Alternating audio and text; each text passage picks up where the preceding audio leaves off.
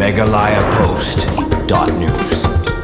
Wai rong ba breung kat bodang wan naklau lalap kan sanya gawe kamediam jong kalong kemi ka ba omsam patla ban itu bat ka bala sedang ban put bat kum tala pentip marmar sagi bor snong bat nagaliang ka snong kila pentip no marmar sagi bor pulen kate ka jinglap jong tu rong ba ya kate kamediam kade ha ka janmi jong ka khanyo taring ha ka por kum ba saw ba ji ha ka wai ka jaka ka balong klau ha ki benta jong ka dong lum so pho ka ba ha apo ka snong nong po nagaliang ki pulet ka nong po mar sinyo jingtim kilawan marmar sa kate ka jaka ban penlong ya ka jing tokit bat hadin ka tu ka ni por lawan poi sakinong tray na forensic crime scene unit ban penlong ya kajing token balapan ket no ya katay gamen jong kalong kemi kabala sedang put sa civil hospital nong po hadian balayo jing tip ba katay kalong kemi kadai kabana kawaipat kasnong ka para marjan bar hadian balayo ban pentip si kibahiyeng na kaliang kibahiyeng kila itu ya katay gamen ling ba ki jing deng jong katay kalong kemi layo jing tip ru ba katay kalong kemi kala pet na layeng bat kam kwa su ban lik pai pan wala kibahiyeng kila persyang ban khot ya ka layo jing tip ru ba katay kalong kemi kadai kabajumlin bandi kia haki benta jong kasnong nong po na kaliang ki bahiyeng kem syam ladon kanu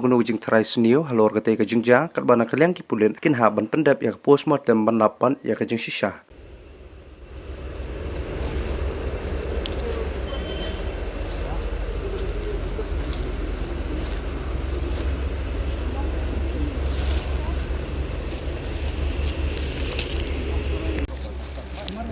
tu sih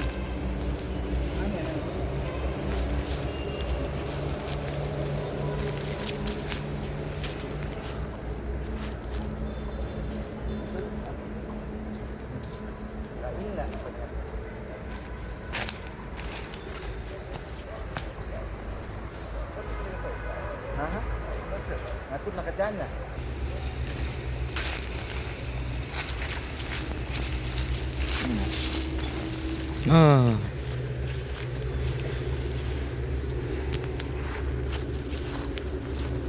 Sekarang dah ni.